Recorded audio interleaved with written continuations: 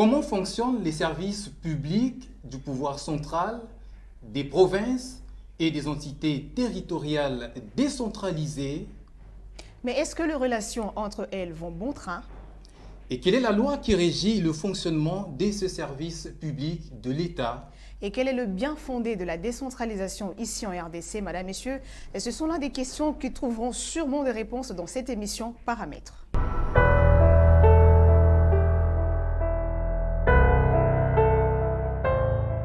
La République démocratique du Congo a opté pour la décentralisation comme mode de gestion des affaires publiques en trois systèmes de gouvernance, notamment le gouvernement central, les provinces ainsi que les entités territoriales décentralisées. Mais quelles sont les relations qu'entretiennent ces différents services publics de l'État? Quelle est la loi qui régit ces services publics de l'État? C'est la thématique que nous abordons aujourd'hui dans le cadre de Paramètres.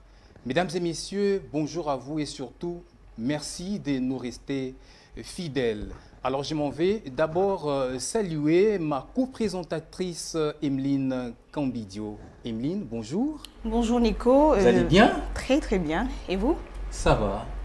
Alors bonjour chers téléspectateurs de Paramètres, comme Nico vient de le dire, il s'agira bien de comprendre le fonctionnement de ce trois systèmes qu'a opté la RDC. Alors pour ce faire, nous avons sur ce plateau le pasteur David Delors Louyeye. Je rappelle, il est président national de l'Union des cadres et agents de carrière de la territoriale, mais également président intersyndicale urbaine de Kinshasa, à qui nous disons bonjour et bienvenue. Bonjour chers journalistes. Alors nous sommes très heureux de vous avoir sur ce plateau. Comment vous allez? Je vais très bien et je suis très ravi aussi d'être ici dans votre plateau. Alors, comme Nico l'a dit, la RDC a opté pour le fonctionnement, la décentralisation, une mode de gestion des affaires publiques avec trois systèmes. Nous voulons savoir d'abord d'entre eux quels sont les avantages, mais également le désavantage de ce mode opératoire.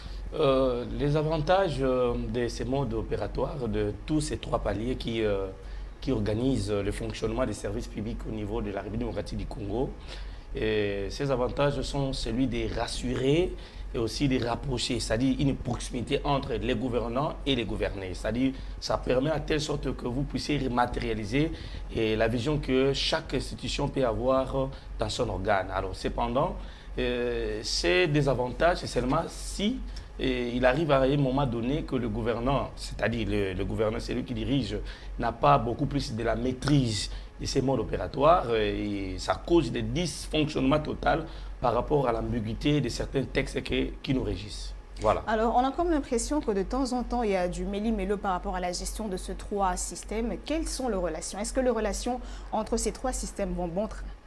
Je pense que je peux dire non, parce que vous savez, en République démocratique du Congo, jusque-là, la décentralisation n'est pas encore effective, vu que la loi sur la fonction publique des provinces n'a jamais encore été promulguée, parce que jusqu'à preuve du contraire, la fonction publique émane du gouvernement central. Raison pour laquelle il y a toujours chevauchement ou qui est révision de certains textes qui régissent l'administration publique. Pourquoi? Parce qu'il y a beaucoup d'ambiguïté, ce qui aussi cause de l'interprétation erronée dans les chefs de certaines autorités politico-administratives. Et cela cause et favorise aussi le dysfonctionnement total entre les services publics de la République démocratique du Congo. Alors parlons d'abord du fonctionnement du pouvoir central entre lui-même. Comment est-ce qu'il fait? Bon, le pouvoir central, je peux dire, il y a la Constitution qui, dans ses articles, je commence par l'article 193 et 194, qui dit que l'administration publique est apolitique, neutre et impartiale et nul ne peut le détourner pour des fins politiques ou partisanes, voire même personnelles. Alors, si nous arrivons dans les articles 200, 201, 203, 202.8 et aussi 204, il y a des matières qui sont exclusives de la compétence du gouvernement central. Si vous allez nous permettre, nous pouvons peut-être exploiter ça avec le recueil que j'ai en possession ici, pour que nous puissions ensemble essayer un peu de comprendre certains textes de la République.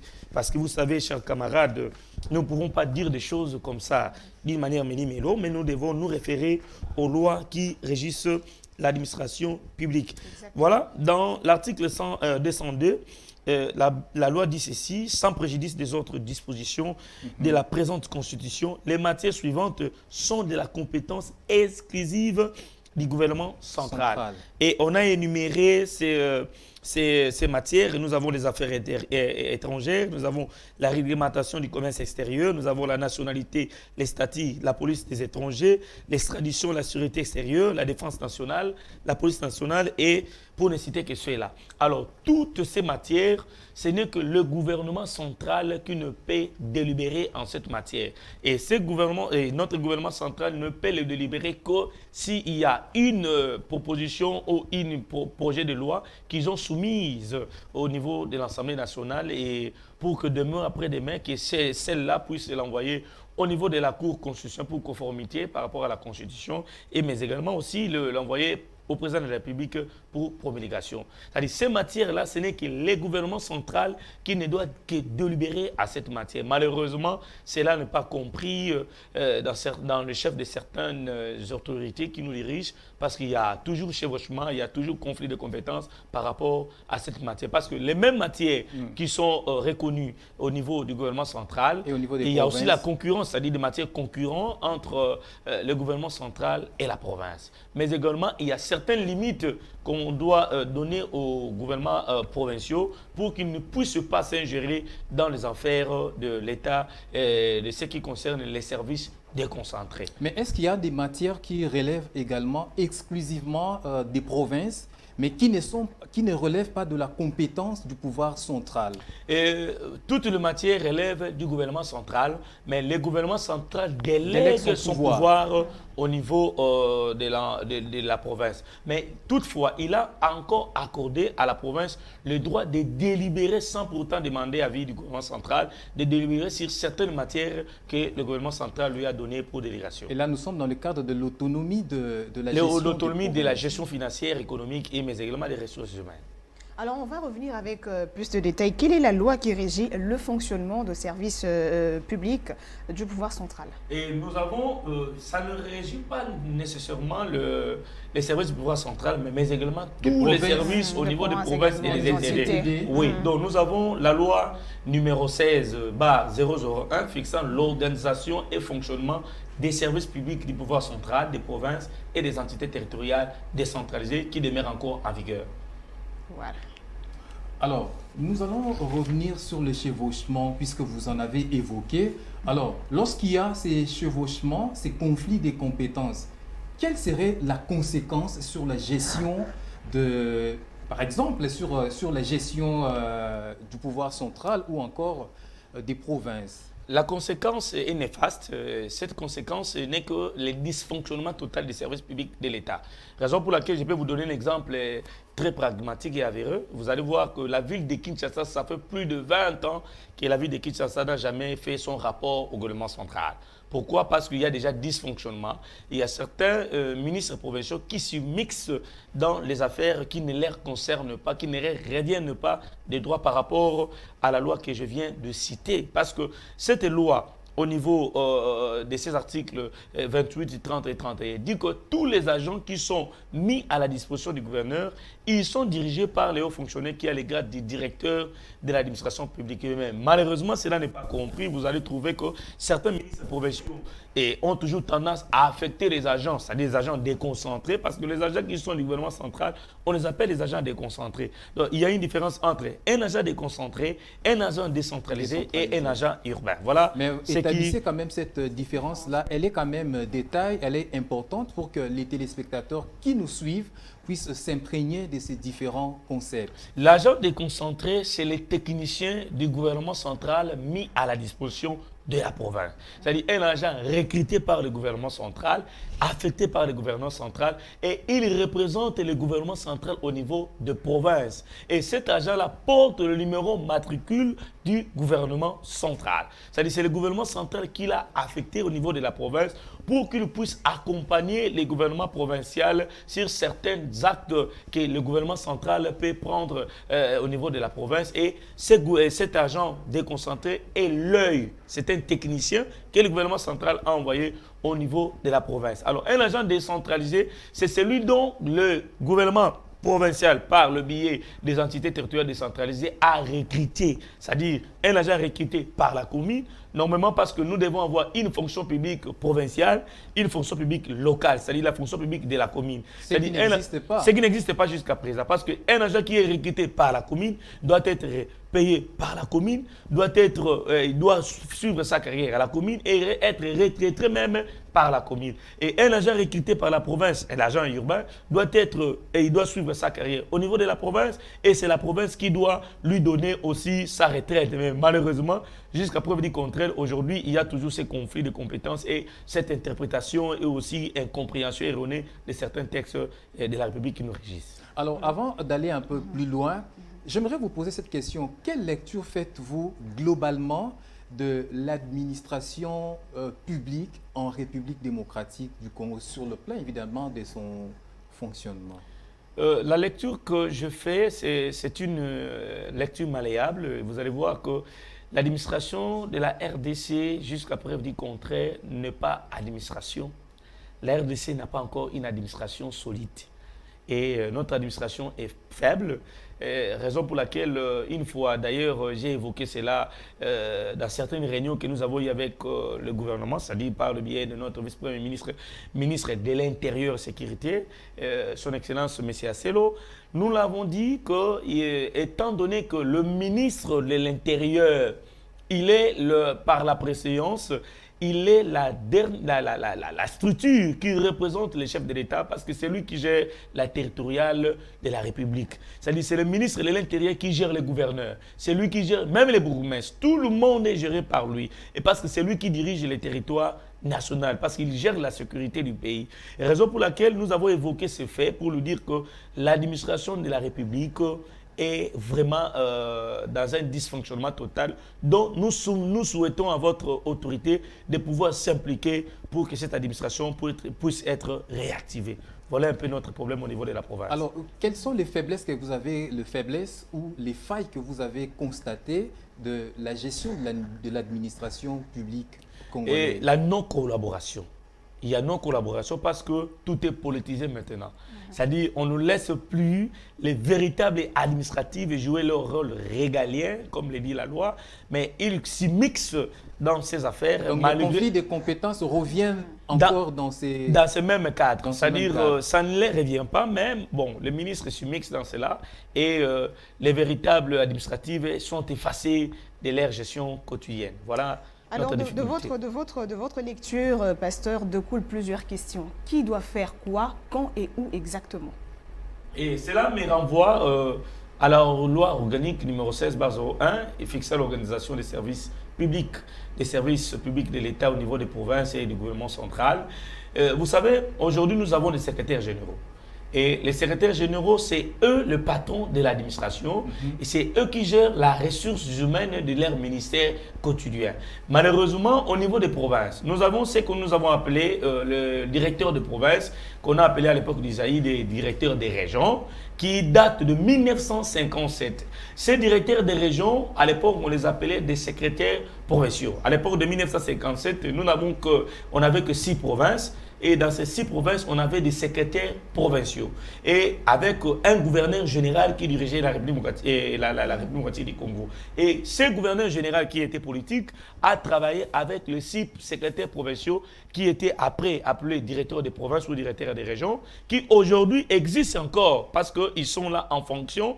Ils sont nommés au grade de directeur par le président de la République et affectés par le ministre ayant les affaires intérieures dans ses attributions. C'est quand ils sont affectés au niveau de la province, ils sont, oui, jadis, sous la gestion du gouverneur. Les gouverneurs étant les représentants du gouvernement central en province, ne travaillent pas seuls, mais ils doivent travailler avec un administratif, un fonctionnaire, qui est aussi l'œil du gouvernement central au niveau de la province en matière de l'administration, qui est le secrétaire provincial, appelé anciennement le directeur des provinces. Mais apparemment, la collaboration ne passe pas, mais ça La casse. collaboration ne passe pas. Pour preuve, si vous partez dans d'autres provinces, il y a certains provinciaux dont les gouverneurs ne leur ont même pas donné des bureaux, c'est-à-dire ils n'ont pas même des locaux. Les services sont dehors, ils sont sous les arbres, ils travaillent sous le soleil. Malheureusement, ici à Kinshasa, nous avons ce même problème. Il y a un directeur des provinces, mais malheureusement, ce directeur des provinces qui est secrétaire provincial qui devait gérer tous les services de tout ministère confondu ne peut pas jouer son rôle parce que certains ministres provinciaux sont en train de disputer les attributions qui ne leur reviennent pas des droits par rapport à la loi. Voilà notre difficulté. Nous allons revenir sur cet aspect qui paraît en tout cas très important, mais revenons sur la décentralisation de manière pratique. Quel est le bien fondé de la décentralisation dans une république ou dans une contrée? Et dans une contrée, vous savez, la décentralisation rapproche les gouvernants et gouvernés. Et ces modes de gestion, c'est un mode de gestion appréciable. Mais malheureusement, au Congo, cela est mal compris. Parce que les gens ne lisent pas les textes, il y a confusion totale au niveau de ces textes, il y a empiètement d'attribution, il y a chevauchement, il y a des acharnements, et c'est ce qui cause ces dysfonctionnements. Malheureusement, vous savez, ces modes de gestion, c'est une gestion saine.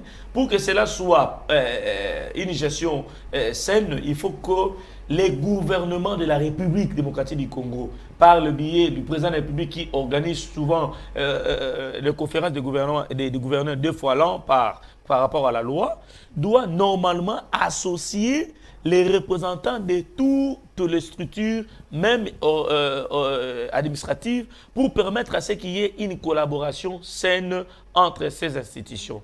Mais ce qui n'est jamais fait, raison pour laquelle nous avons toujours ces problèmes et nous tombons toujours dans les mêmes problèmes que nous rencontrons au niveau de la République démocratique du Congo. Alors, quel type de management proposez-vous pour le développement des entités territoriales décentralisées? Alors, ces management, moi je mérite que toutes les lois en gestation au niveau de l'Assemblée nationale doivent être, disons, votées et passer au Sénat, envoyer à la Cour constitutionnelle pour conformité, voire même être promulgué par les chefs de l'État, et puis nous amener à certains éclaircissements pour que nous puissions éviter ce que nous rencontrons comme difficulté aujourd'hui. Voilà le type de management que je peux proposer à la République démocratique du Congo. Mais apparemment, vous faites moins de bruit par rapport à cela. C'est un domaine qui n'est pas trop regardé par les autorités compétentes. Bon, vous savez, aujourd'hui, vous êtes journaliste, et nous avons une difficulté parce que aujourd'hui, même les journalistes sont politisés. Parce que si vous regardez dans certains... Tous, hein, pas tous. Non, je vous dis... Il y a quand même des cas d'exception. Oui, je vous dis par rapport à... Je vous dis ça pourquoi? Parce que si vous regardez dans certaines chaînes de télévision, on ne parle que de la politique. Et raison pour laquelle même quand un représentant de l'administration vient intervenir, on lui taxe. Vous savez, un fonctionnaire de l'État qui est abandonné à son triste sort. Je vous rappelle qu'aujourd'hui, en République démocratique du Congo, un secrétaire général de la RDC n'a même pas un salaire de 300 000 francs. Mais un ministre qui est politique a un salaire de 15 000, 16 000 dollars. Un député qui a un salaire de 12 000, 13 000 dollars. Mais un secrétaire général qui a le rang de ministre n'a même pas un salaire de 150 dollars. Est-ce que vous trouvez ça normal? Et aujourd'hui, si une telle personne veut aujourd'hui venir intervenir par les médias, vous allez voir, vous lui demandez de payer peut-être, je vous dis, aujourd'hui, vous lui demandez de payer 100 ou 200 dollars. D'où est-ce qu'il va les trouver? Parce qu'une personne qui est payée 100 dollars d'ailleurs, il loue une maison peut-être de 80 dollars, il a des enfants, mais vous lui demandez encore 100 dollars, mais je vous dis que ça, c'est une mauvaise foi. Et cela aussi va renvoyer certaines personnes à la corruption, raison pour laquelle il est difficile qu'au Congo, la corruption puisse prendre fin parce que nous sommes exposés mais il à n'y a pas que de médias. Vous pouvez faire du porte-à-porte, aller à l'Assemblée nationale, faire des sit-ins, par exemple. Et je vous dis que la politique dans notre pays est très mauvaise. La politique congolaise est très mauvaise et je sais pourquoi je le dis. Comment? Et la politique est mauvaise et vous savez, les politiciens ne rencontrent que les politiciens. Si aujourd'hui, vous n'êtes pas politicien, vous ne saurez pas vous asseoir avec les politiciens.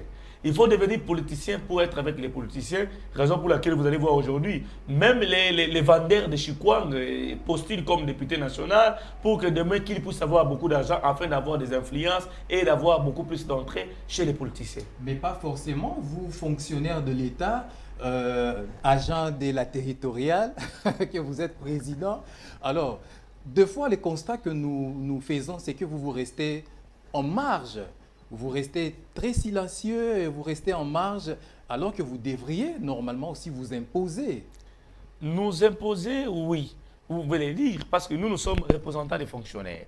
Et nous ne pouvons agir que si les fonctionnaires nous les demandent. Quand bien même nous avons constaté certaines difficultés, nous allons rentrer à la base pour demander leur avis. Nous ne pouvons pas agir comme ça, comme des valipiers, comme des voyous. Non, mais il faut quand même être logique dans ce sens. Raison pour laquelle chaque fois, quand nous avons des problèmes, je pense que chaque fois vous couvrez nos activités, nous retournons toujours à la base, demandons l'avis de la base, afin de pouvoir revendiquer auprès des autorités politiques. Mais lorsque l'autorité politique fait sourde oreille, il ne veut pas vous répondre, il ne veut pas réagir. Raison pour laquelle aujourd'hui, il y a des grèves partout, à la République démocratique du Congo. Et vous allez remarquer aujourd'hui, il n'y a pas uniformité des salaires, ni moins encore uniformité de la prime. Vous allez voir celui qui travaille, par exemple, au ministère du Budget, il a un autre prix, une autre prime, il a un autre salaire. Celui qui est en enseignement, il a un autre salaire, il a une autre prime, une autre prime. Alors qu'il y a un accord qui a été conclu entre le gouvernement et nous, les banques syndicales, depuis 2004, par le biais de l'accord de Moody. Mais cet accord de Moody, le gouvernement est en difficulté de le mettre en application parce que le gouvernement veut remplir sa poche et remplir son ventre. Aujourd'hui, on dit que voilà, il n'y a pas de l'argent, nous avons des difficultés, mais on augmente toujours la somme pour les institutions politiques. Voilà notre difficulté. Nous allons revenir sur cet aspect, d'ailleurs, c'est prévu dans notre box des questions, mais nous n'entrons pas dans la politique, mais aujourd'hui, on parle des élections des gouverneurs et des vice-gouverneurs. Alors, sur le plan de l'administration publique, où est-ce que vous pouvez placer ces élections? Je vous rappelle d'abord, partout dans le monde, c'est le ministère de l'Intérieur qui organise les élections. Ministère de l'Intérieur. Exactement. Ce n'est qu'au Congo que nous allons trouver la CENI ou les consorts, et ce qui est budgétivore, tout simplement pour enrichir certaines personnes qui sont dans les familles politiques et beaucoup plus dans les partis politiques. Mais dans d'autres pays organisés ou les pays en voie de développement, ce n'est que le ministère de l'Intérieur qui organise les élections. Et aujourd'hui, parler des élections des gouverneurs, vice-gouverneurs à la République démocratique du Congo, c'est une distraction. Est-ce que le fait d'attribuer cette responsabilité à la CENI pose problème? Ça ne pose pas problème pour nous. Je complète la question des oui, Est-ce que ça pose problème au regard de la loi que vous nous avez présentée qui régit au fait le fonctionnement des services publics de l'État? Non, ça ne pose pas problème. C'est conforme d'abord à notre constitution. Et c'est un mode que nous avons choisi tous en tant que Congolais. Mais je vous rappelle que au Congo, il y a certaines choses que nous devons améliorer. Je vais insister sur ça. Ne pensons pas que tous, parce que l'œuvre humaine n'a jamais toujours été parfaite. Il faut toujours des modifications pour être conforme par rapport à ce que nous envisageons, par rapport à l'avancée de la technologie. Et nous, en tant que représentants des syndicats, des agents et fonctionnaires, nous sollicitons toujours à l'autorité du chef de l'État et à toutes les institutions politiques de pouvoir penser au bien-être de la population, de ne pas seulement enrichir les poches, de ne pas seulement prévoir certaines lois qui sont de leur avantage, mais aussi, les lois taillées sur mesure, mais aussi voir cette population qui les mandate. Mais je vous dis, regardez certains députés. Si un député aujourd'hui va être voté, les langages qu'il va utiliser aujourd'hui, votez-moi, je vais vous donner les polos, votez-moi, il y aura du courant. Est-ce que lui, il est ministre de l'énergie, des hydrocarbures et consorts? Il est le DG de la SNEL pour dire qu'il va vous donner du courant? Est-ce qu'il est le DG de la régie des eaux pour vous donner du courant? Voilà combien les Congolais sont trompés par des voyous intellectuels. Raison pour laquelle ces criminels financiers, ces criminels et rebelles administratifs, nous invitons aux structures qui sont reconnus par la loi, c'est-à-dire les conseils de la Cour de cassation qui a ces juridictions, nous demandons aussi à la Cour constitutionnelle de pouvoir saisir ces autorités et les mettre en prison. Ils doivent les traduire en justice parce qu'ils sont en train de piétiner et d'insulter, voire même le peuple congolais. Alors, on revient aux fonctionnaires. Est-ce que vous recevez quelque sorte de menace? Parce qu'on a comme l'impression que vous ne voulez pas dénoncer exactement comme il le faut. Vous dites tout bas, ce qui devait être dit tout haut. Est-ce que vous recevez de menaces par rapport aux autorités venant de quelque part? Nous recevons des menaces. Je pense que moi, ça fait quelques temps, et l'année dernière, vous savez, j'ai été victime d'un kidnapping. Malheureusement, ça n'a pas été fait. Il y a eu des tentatives, des attaques. Bon. Mais le Seigneur nous protège toujours parce que nous ne sommes pas justes, mais quand même, nous recherchons la justice. Alors, quand nous recherchons la justice, le Seigneur est là pour nous défendre. Qui vous menace? Je ne peux pas citer. Mais nous savons que les politiciens sont très malins. Ils peuvent utiliser tous les moyens possibles pour vous combattre quand vous voulez dire la vérité. C'est ce que nous connaissons comme vérité. Parce qu'aujourd'hui, et tout cela est dit le jour où nous avons décrié que la ville de Kinshasa, j'ai donné l'exemple pour ne pas citer d'autres provinces, la ville de Kinshasa souffre, ça fait plus ou moins 98 mois. 98 mois. C'est Oui. quand même trop. 98 mois, on ne donne jamais à la ville de Kinshasa ou aux agents administratifs, c'est-à-dire toutes les divisions confondues qui œuvrent au niveau de la ville de Kinshasa, ce que nous appelons les subsides, c'est-à-dire les frais de fonctionnement. Allez-y, par exemple, au niveau d'une division quelconque. Vous voulez avoir un document de l'État, on va vous faire payer. Vous avez une commission d'affectation, on les monnaie aujourd'hui.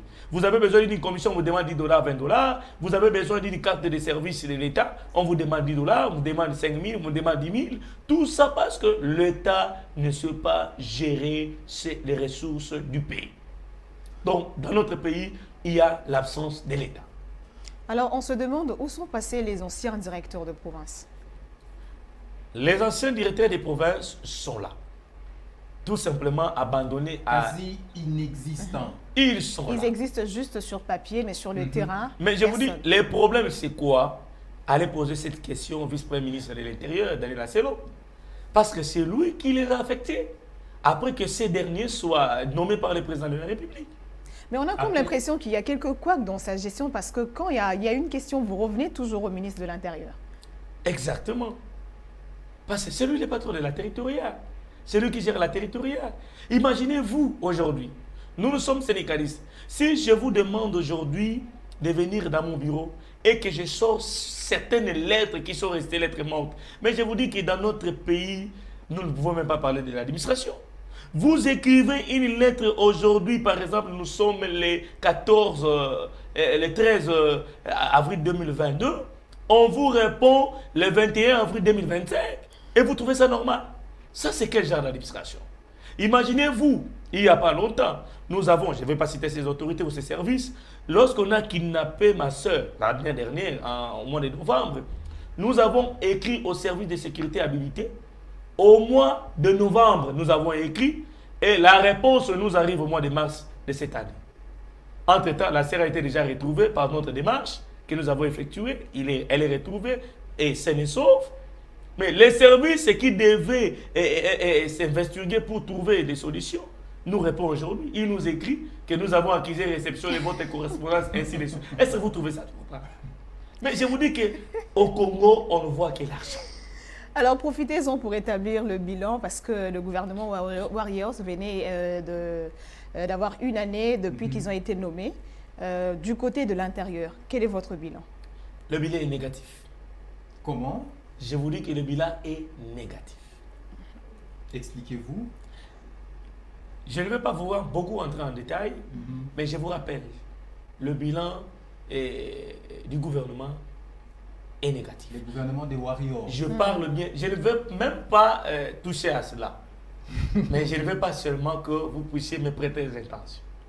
Parce que parler des Warriors, je ne sais pas. Je ne sais pas si nous devons parler des Warriors ou on doit parler d'autre chose. Le bilan est vraiment négatif. Mais pourtant, c'était chaud au début. Chers camarades, je vous rappelle qu'il n'y a pas longtemps que nous sommes allés en négociation avec le gouvernement. Nous attendons la suite.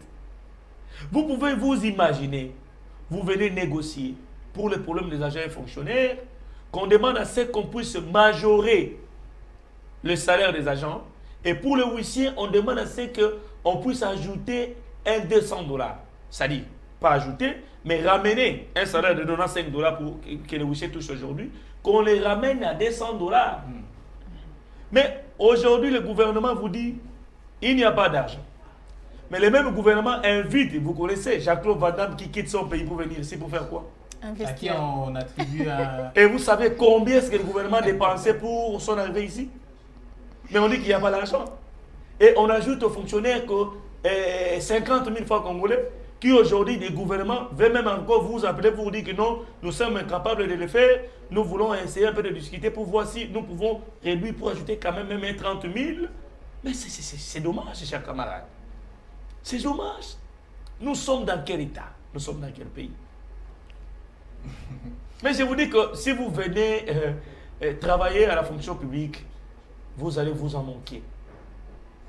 Vous viendrez, Il y a certains ministres qui ont cette bonne volonté de travailler pour l'intérêt de la nation. Mais il y en a aussi d'autres qui ne veulent qu'enrichir leur poche. Mais allez voir ces ministres aujourd'hui. Allez voir des constructions, vous voyez même certaines constructions anarchiques. Aujourd'hui, un ministre qui se promène en cours de route, on vous dit non, voilà, il faut respecter le code de la route. Mais lorsque un ministre, même un général, qui passe par une voie publique, ça, ce n'est pas sa bande, mais il prend notre bande qui est dans un autre sens opposé. Il passe par là parce qu'il a autorité, il est pressé, je ne sais pas pour aller faire quoi, pour aller trouver sa femme ou qui. Et aujourd'hui, il rentre et il dit qu'il travaille. Et ça, c'est un gouvernement. En tout cas, ne nous pousse pas à ouvrir la boîte à Pandore. Alors, dans le cadre du fonctionnement du pouvoir central, qui dirige les agents du gouvernement? Les agents ne sont dirigés que par les agents. C'est-à-dire les fonctionnaires de carrière. Quel type d'agent? Je vous rappelle que la politique, c'est-à-dire les politiciens ne font pas la carrière. Un politicien, un ministre ne fait pas la carrière, mais un secrétaire général de l'administration fait la carrière. De preuve en est que si aujourd'hui le président de la République nomme un premier ministre, il y a un secrétaire au niveau de la primature qui va recevoir le premier ministre. Si aujourd'hui il y a élection de députés, il y a élection du bureau de l'Assemblée nationale, il y a un secrétaire au niveau de l'Assemblée nationale. C'est-à-dire tous ces gens-là, ce sont les fonctionnaires. Ils font la carrière. C'est eux qui gèrent les agents. Ils gèrent les fonctionnaires. Et raison pour laquelle les choses clopinent encore jusqu'à aujourd'hui? Mais nous sommes en difficulté parce qu'on ne le met pas là où il devait être. Les conditions économiques ou les actes subséquents ne sont pas réunis pour que la gestion saine ou efficace de la gestion de la ressource humaine de la RDC soit vraiment effective. Et quelle est la différence entre les agents qui émanent du gouvernement central et ceux qui émanent des deux provinces? Des provinces. Les agents que la province a recrutés, la province doit les payer. La province doit les payer. Sur base de l'autonomie de la gestion. Est-ce que ça se fait exactement? Ça ne se fait pas. Parce que les agents qui sont recrutés par la province, par exemple, je donne l'exemple, les agents de services d'assiette comme la DGRK, ils ne sont pas régis par le statut des agents de carrière des services publics de l'État qui nous régissent. Ils sont régis par les codes du travail. Donc, s'ils vont revendiquer, ils ne vont pas revendiquer par rapport au statut des agents de carrière des services publics de l'État, mais ils vont revendiquer par rapport au code du travail. Mais si je vous dis aujourd'hui, la ville de Kinshasa, vous savez combien de dettes que la ville de Kinshasa doit à certains agents? Même nous autres, nous que vous voyez, nous sommes des agents qui émanent du gouvernement central, mis à la disposition de la province. Normalement, la province doit nous donner des émoluments parce que nous travaillons pour l'aider. Mais où passent les impôts taxés par-ci, par-là, que l'on paye de fois de force, qui devaient servir justement à ce problème? Et cela achète des véhicules. Pour les autorités. Ça achète des jeeps, des palissades. C'est ça la raison. C'est ça. Parce que quand vous arrivez à avoir un député, oh non, dans les cas de sécurité, voilà. Est-ce que dans les cas de sécurité, pourquoi ne pas acheter même un catch pour un député? Une palissade de $65 000. Et vous trouvez ça normal? Tout cet argent que vous sortez dans la caisse publique, dans les trésors publics pour aller acheter la palissade, ça peut servir à autre chose. Chaque fois, même certains chauffeurs, vous allez voir dans la rue, les chauffeurs taxi, on les fait payer 500 francs de quittance. Mais demandez-moi où part cet argent. Ça va où? Mais on a ouvert certains comptes parallèles de belles familles pour enrichir. Pour qu'aujourd'hui, la belle famille te voit, oui, comme notre femme, notre fille a épousé un ministre, et nous sommes heureux parce que nous avons des biens. C'est ce qui se Mais la passe. population a aussi une part de responsabilité parce qu'elle reste silencieuse, elle n'arrive pas à dénoncer et surtout qu'elle n'a pas la maîtrise de ce droit citoyen. Le problème est qu'on est en train d'amadouer la population. Vous savez, une maman qui vend de l'huile de palme, vous venez, vous faites votre campagne, vous lui remettez un 20 000 francs. Alors que cette maman n'avait qu'un capital de 10 000. Mais quand elle voit les 20 000, mais elle vous considère comme un Dieu. Elle vous considère comme un Dieu. Ah non, Dieu m'a envoyé quelqu'un pour venir m'aider. Mais ce n'est pas ça. Parce que la population que nous sommes naïfs. Parce qu'un député ne peut pas venir me donner quelque chose et passer à la télé et dire que j'ai donné. Mais ce n'est pas ton argent. C'est l'argent de l'État. Ce n'est pas pour toi. Tu ne fais pas venir te faire des éloges parce que tu es allé dans un orphelinat déposer, je ne sais pas, des sacs de riz et tu te dis que non, voilà, un député est passé et vous applaudissez. Ça, c'est une insulte. Et même les anges de Dieu sont étonnés. Alors, les agents du gouvernement affectés en province ont-ils des épithètes qu'on les colle? Comment on les appelle? Ce sont les agents de service déconcentrés. Ils sont déconcentrés. Est-ce qu'ils jouissent d'une personnalité morale? Ils ne jouissent pas d'une personnalité morale étant donné qu'ils sont mis à la disposition du gouverneur.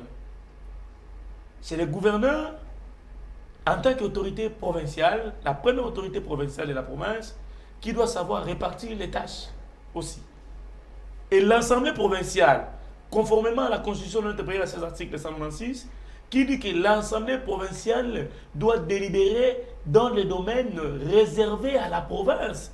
Lorsque le gouvernement provincial ne se met pas à sa place, l'Assemblée provinciale doit les sanctionner. Mais toutes les assemblées provinciales de 26 provinces que vous voyez, ce ne sont que des corrompus. D'ailleurs, c'est budgétivo. Moi, je demande au gouvernement de la République, ou soit à l'Assemblée ou au président de la République, de dissoudre ces assemblées. Ça n'a rien à voir. Ça ne fait absolument rien. Les assemblées provinciales. Ce sont des complices de la déstabilisation de l'administration publique. Sur base de quel soubassement vous Mais dites ça? rappelez-vous, lorsque nous n'avions pas les gouvernements provinciaux, lorsque nous n'avions pas les assemblées provinciales, l'administration était saine. Lorsque les gouverneurs étaient nommés par le président de la République, l'administration était saine. Donc elles ne sont venues qu'embrouiller les choses. Ils ne sont venus qu'embrouiller les choses. Et les bourgmestres sont-ils des agents de l'État? Les bourgmestres, normalement, conformément à la loi numéro 082 du 2 juillet 1998 portant organisation territoriale, les bourgmestres sont nommés par le président de la République en attendant les élections, sur proposition du ministre ayant les affaires intérieures dans ses attributions. Quand bien même aujourd'hui le gouverneur dit qu'il désigne les bourgmestres d'une manière provisoire, c'est une irrégularité et une violation intentionnelle et intempestive des textes réglementaires. Et ces bourgmestres, la loi dit, ils doivent être d'office des agents du ministère de l'Intérieur. Mais tous les bourgmestres que vous voyez ici, la plupart proviennent des partis politiques, d'autres, ils étaient là dans certains marchés comme Gambela, Zandou, ils vendaient des chicois. On les prend aujourd'hui des bourgmestres, mais allez voir, je vous dis, c'est terrible. Un bourgmestre qui sanctionne l'agent, et il vous dit, si vous osez encore parler, moi je suis le beau-frère des gouverneurs, vous n'allez pas me faire quelque chose, ceci, c'est là. Vous imaginez les choses comme ça? Est-ce que la gestion publique de l'État a un rapport avec une famille quelconque? Mais ça, c'est l'outrage au chef de l'État. Est-ce qu'ils sont dirigés comme il le faut? Apparemment, ils ont une indépendance qui je casse. vous dis que nous avons l'absence de l'État. L'absence totale de l'État au niveau de la RDC.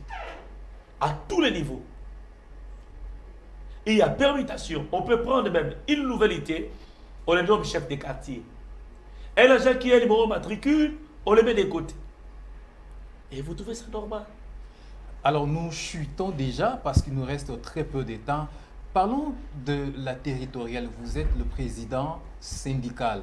Alors, quel est le rôle du syndicat, par exemple chez vous au niveau de la territoriale? Les syndicats, c'est le partenaire du gouvernement.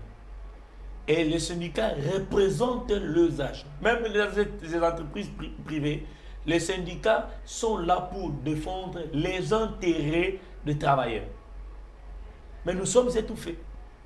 Vous êtes étouffé par Nous qui sommes étouffés. et- Lorsqu'il y a ça ne va pas, que vous voulez faire vous voulez peut-être mener les actions au syndicat de grande envergure, alors que la loi permet, ou la loi dit que la police est apolitique, la police est là pour encadrer les manifestations, mais malheureusement aujourd'hui la police est politisée.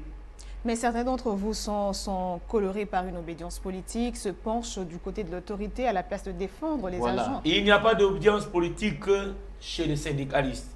Là, je peux vous rassurer. C'est par force, par peur, avec les intimidations et les menaces que nous recevons, que certains ces syndicalistes s'effacent comme ça.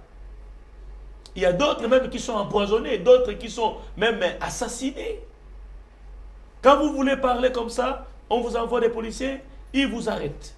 Et aujourd'hui, on arrête même un agent public de l'État, d'une manière ou d'une autre. Un syndicaliste, c'est un député. C'est un député. Il jouit des immunités syndicales.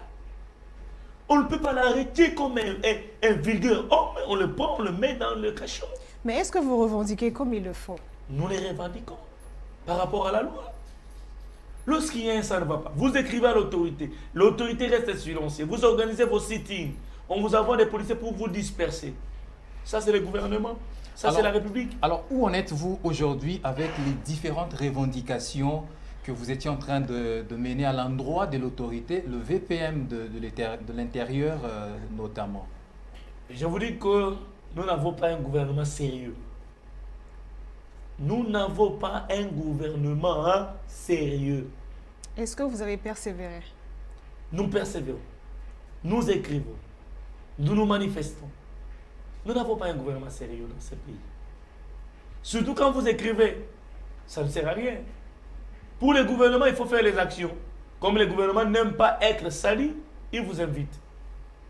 Et quand on vous invite, pour ne faire que vous amadouer. Et quand vous partez, c'est fini. C'est là où certains d'entre vous sont de fois reprochés d'avoir perçu quelque chose au niveau de l'autorité. Je vous dis que depuis que moi j'ai commencé cela, je n'ai jamais perçu aucun centime de leur part. Aucun. Nous sommes devant les caméras, vous ne le direz pas. Je n'ai jamais perçu aucun. Je pense que chaque fois vous venez nous couvrir nos activités, vous les voyez. Je l'écris haut et fort. Aujourd'hui, vous voyez les su qui a eu à gréver. On les invite, on donne les enveloppes, on augmente les salaires, seulement en parole.